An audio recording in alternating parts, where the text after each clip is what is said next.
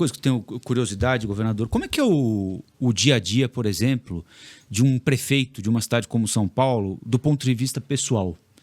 Eu me lembro de ter visitado o edifício Matarazzo certa vez, quando o ex-prefeito Serra colocou uma cama num anexo. Ele tinha mesmo, porque diziam que tinha. Aí aquela história meio folclórica, tem, não tem. E de fato tinha uma cama ali, né? Pelo perfil de trabalho, gostava de trabalhar mais à noite de madrugada e tudo mais, mas enfim, não é?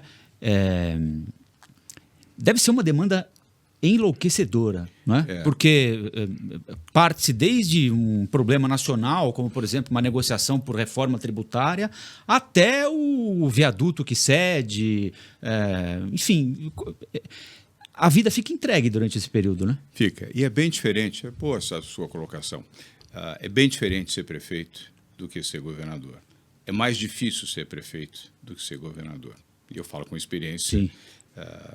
Sucessiva, ou seja, foi o mesmo período, a mesma temporada, ou seja, não havia uma grande mudança no país, havia uma circunstância de que o prefeito é muito demandado. Todo cidadão cobra do prefeito, seja da sua pequena cidade do interior, seja da grande metrópole que representa a capital, ele cobra do prefeito. Ele acha que o prefeito é responsável por tudo.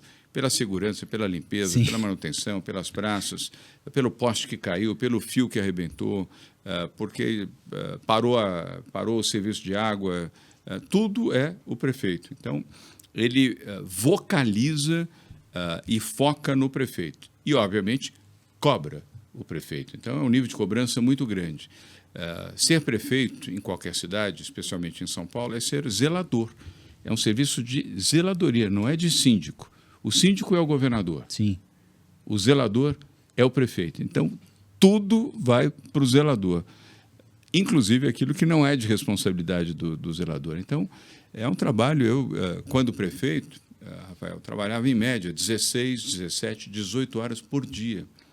Eu, enquanto prefeito, não tive um final de semana sequer sem trabalhar. Nenhum. Não é que 1 ou 2 ou 3. Nenhum. Trabalhei todos os sábados e todos os domingos.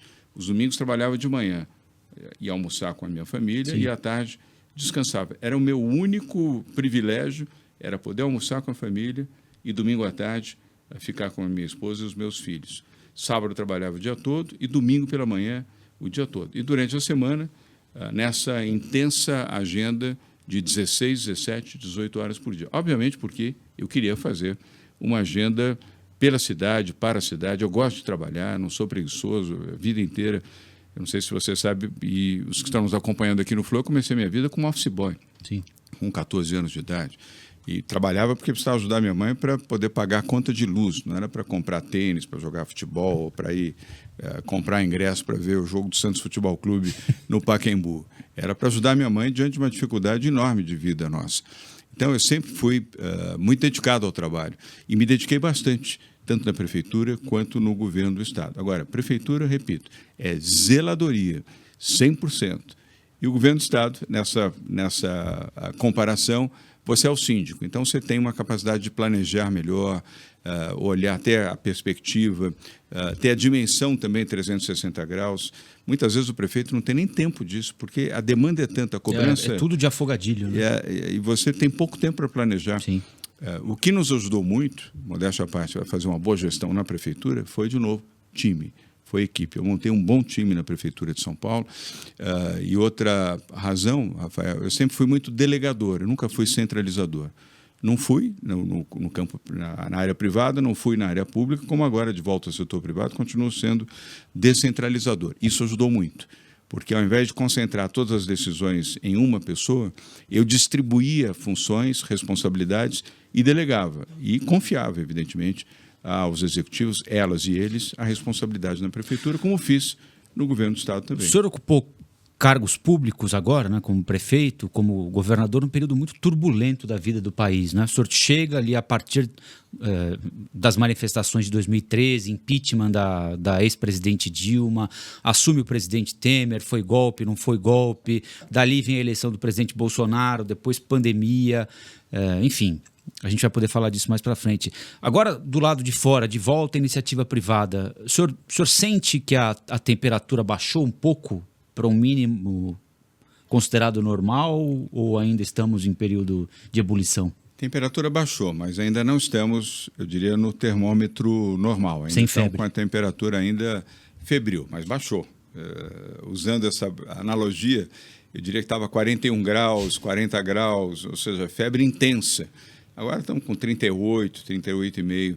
Ainda falta, eu diria, falta mais serenidade ao país e talvez um espírito ainda mais pacificador. Eu acho que essa é uma demonstração que o presidente Lula ainda não ofereceu.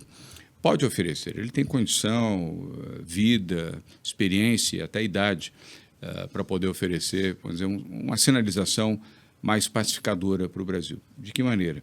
Olhando para frente, deixando um pouco o passado e até, de certa maneira, perdoando um pouco o passado, deixando a quem tem o dever de fazer o juízo disso. A Justiça, o Ministério Público, a própria opinião pública e não necessariamente o próprio presidente ficar se referindo sempre ao passado e principalmente ao seu antecessor, de quem eu fui antagonista. Portanto, eu não falo aqui em defesa do ex-presidente Jair Bolsonaro, mas a vida me ensinou sempre a olhar para frente e não trabalhar com retrovisor, exceto no seu automóvel, onde o retrovisor ajuda você a dirigir melhor e com mais segurança.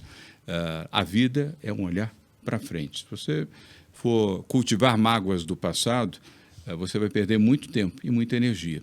E eu acho que, às vezes, o presidente Lula ainda guarda essas mágoas e exponencia essas mágoas, e isso não é bom para ele. Mas nada como um dia depois do outro. Eu continuo acreditando que já estamos melhores do que estávamos antes e podemos estar melhores. Acho que o presidente Lula pode, ao longo dessas próximas semanas e meses, talvez ajudar a baixar um pouco mais essa temperatura, até porque ele vem tendo posições positivas em muitos aspectos, outras merecedoras de crítica, mas, no conjunto, muito melhor do que a gestão anterior. Questão ambiental, o Brasil hoje é um país mais respeitado do que condenado, como era no período do governo passado. A questão econômica, eu queria fazer aqui um registro. Fernando Haddad tem sido um bom dialogador, tem tido tranquilidade e equilíbrio para conduzir a economia e não se sujeitar às pressões, inclusive do próprio PT. Então, o que o senhor tem ouvido? Eu queria que o senhor se aprofundasse um pouquinho mais. O que é que o senhor colhe da iniciativa privada a respeito da perspectiva para a economia do país? Boa. É uma perspectiva boa.